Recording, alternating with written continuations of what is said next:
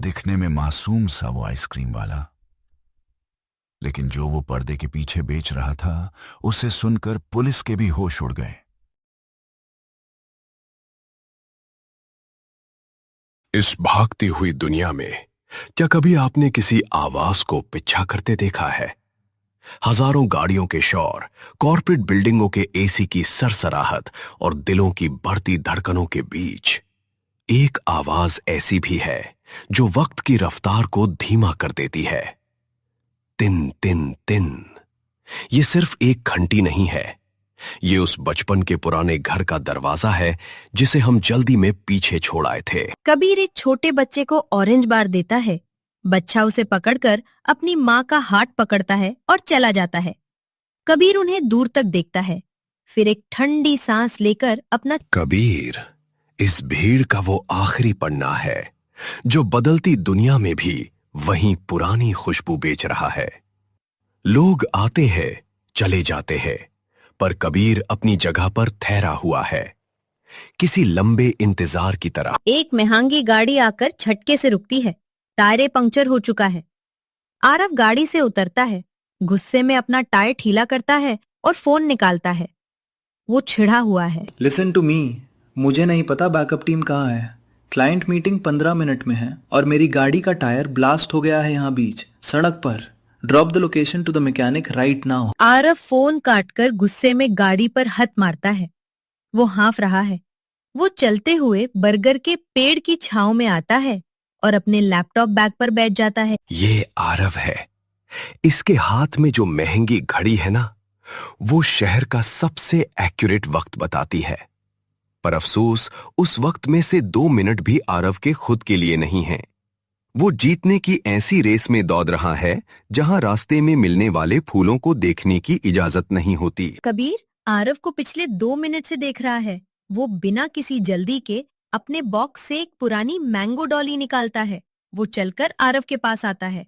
आरव अपना सर पकड़कर बैठा है। साहब, धूप जब बाहर तेज हो तो छांव ढूंढ ली जाती है, पर जब धूप दिमाग में चढ़ जाए तो ठंडक की जरूरत होती है।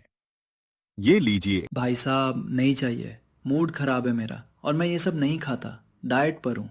डाइट तो शहर के बड़े लोगों की मजबूरी है साहब। हमारे जमाने में जब दिमाग गर्म होता था तो दावा नहीं, 2 रुपए की लाल पीली बर्फ खाई जाती थी। खाकर देखिए, पैसे अच्छे ना लगें तो मत दीजिएगा। आरव कबीर का चेहरा देखता है। कबीर की आंखों में कोई ललच नहीं है, बस एक अजीब सा सुकून है। आरव थोड़ा सॉफ्ट होता है। वो अपना लैपटॉप बैग साइड में रखता है और धीरे से आइसक्रीम हाथ में ले लेता है। छोटा आरव अपनी माँ के पल्लू से बंद पैसे निकालकर उसे देता है और आइसक्रीम लेकर पूरे चेहरे पर लगाकर हंसता है। पहला बीटे और शहर का वो शौर गायब हो गया।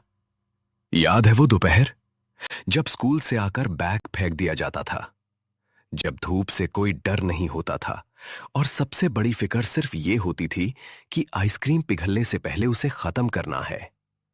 उंगलियों से टपकता हुआ वो मीठा रंग और वो दोस्तों के साथ आखिरी कुल्फी शार करना।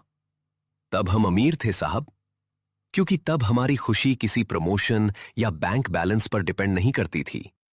तब खुशी का मतलब सिर्फ एक आइसक्रीम वाले की घंटी हुआ करती थी। आरव आइसक्रीम का आखिरी हिस्सा खा रहा है।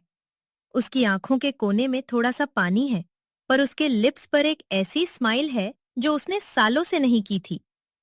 वो चुपचाप पेड़ के नीचे बैठा रहता है। दूर से मैकेनिक अपनी क्रेन लेकर आता है और गाड़ी का टायर चेंज करने लगता है। आरव खड़ा होता है। वो काफी रिलैक्स्ड लग रहा है। वो अपना वॉलेट निकालता है और 500 रुपए का नोट कबीर को देता है। पता नहीं था कबीर भाई कि 20 रुपए की चीज में 500 वाली 5 स्टार से ज्यादा सुकून मिलेगा। रख लीजिए इसको। नहीं साहब, बचपन की यादों का हिसाब पैसों से नहीं होता। ये मेरी तरफ से आपके अंदर के उस छोटे आरव के लिए भेंट था, जिसे आप कहीं बड़ी बड़ी फिल्मों में दबाकर भूल गए थे। उसे जिंदा रखिएगा। आरव कबीर को देखता रहता है। दोनों के बीच एक लंबा साइलेंस होता है जो दोनों के रिश्ते को गहरा दिखाता है। आरव आगे बढ़ता है और कबीर के कंधे पर हाथ रखता है। थैंक यू कबीर भाई, आज आपने मुझे सिर्फ आइसक्रीम नहीं खिलाई, मुझे मुझसे दोबारा मिला दिया। आरव अपनी गाड़ी में बैठता है।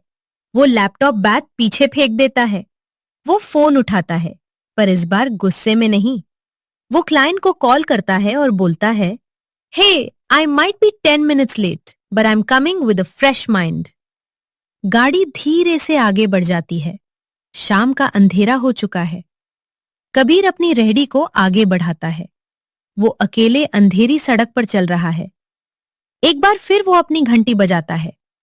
टिन टिन टिन, और वो आवाज शहर के अंधेरे में गूंजती रहती है। जिंदगी फिर अपनी रफ्तार पकड़ लेगी। आरव कल फिर उसी दफ्तार जाएगा। शायद फिर कभी गुस्सा भी करेगा, पर अब उसके पास एक छुपा हुआ मंत्र है।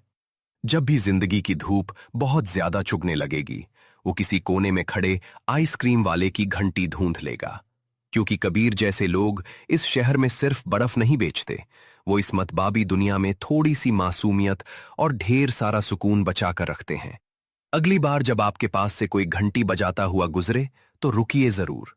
क्या पता आपकी खोई हुई मुस्कान उसी के वुडन बॉक्स में बंद हो।